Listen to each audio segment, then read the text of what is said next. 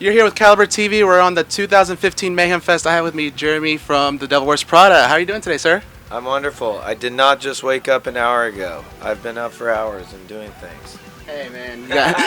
It is what it is, man. Nobody will judge you. Anyway, so, hey, man, second year on the Mayhem Fest. This time main stage. The last time you guys were rotating between Asking Alexandria and Azalea Dying. Now you're, opening the main stage for the whole tour. So how's that been so far?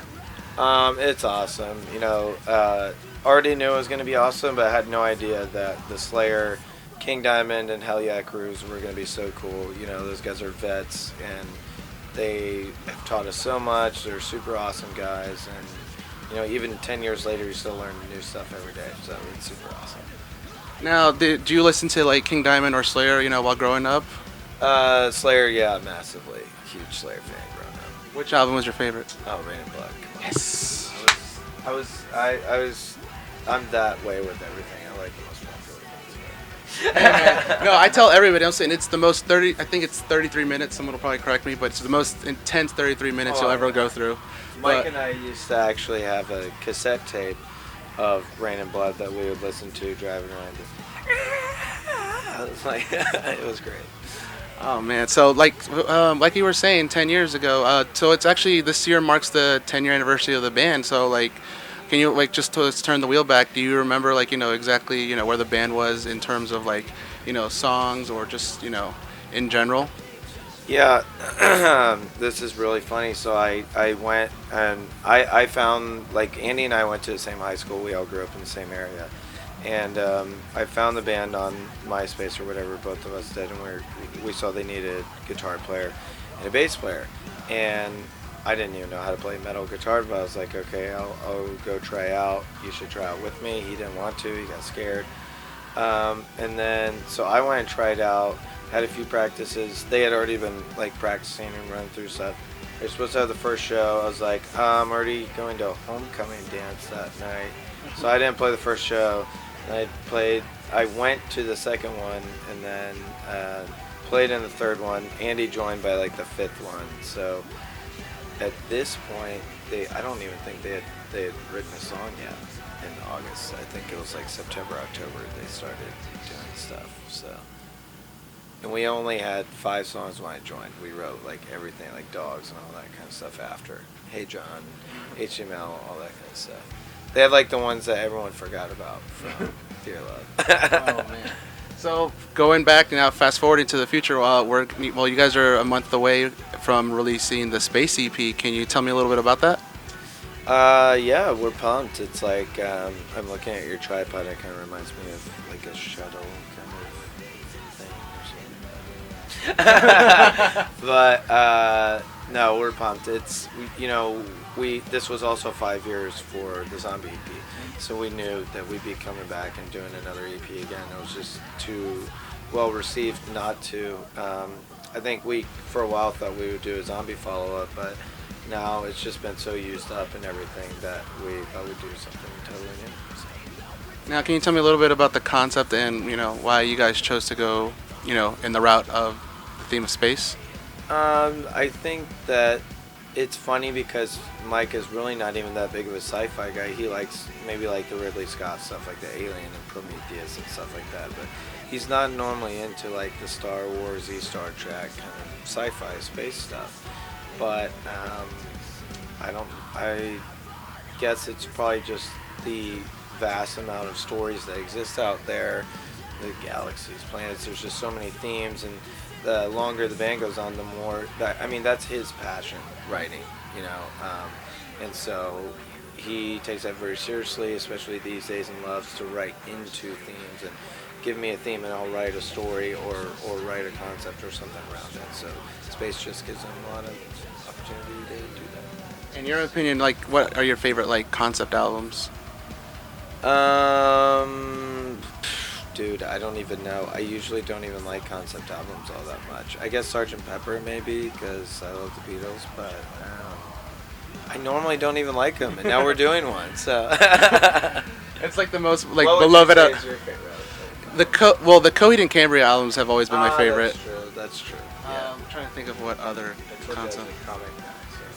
See, my go-to ones are the Coheed and Cambria ones. Gosh, I know there's another one like I'm forgetting. No, I don't feel bad. No, I don't feel bad. I can't think of the spot, but definitely if I had a go-to one, definitely the Coheed and Cambria saga. Love those guys. They're awesome. So you guys actually signed back with Rise for this release. What kind of inspired that move? Mike always says he likes to change things up, create as many different environments and all kinds of different things as much as you can.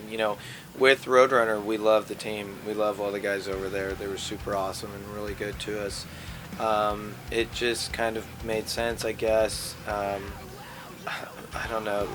People always have so many opinions on bands and on us especially, and those things all the time. It's just kind of funny to go, oh, okay, we won't play old songs. We'll play like 10 old songs. Oh, we won't go back to Rise. Well, now we're back on Rise. It's just, I feel like it makes people so angry because they're like, well, now what am I going to say? But I don't know. We've always said for years, though, sorry, just cut you off.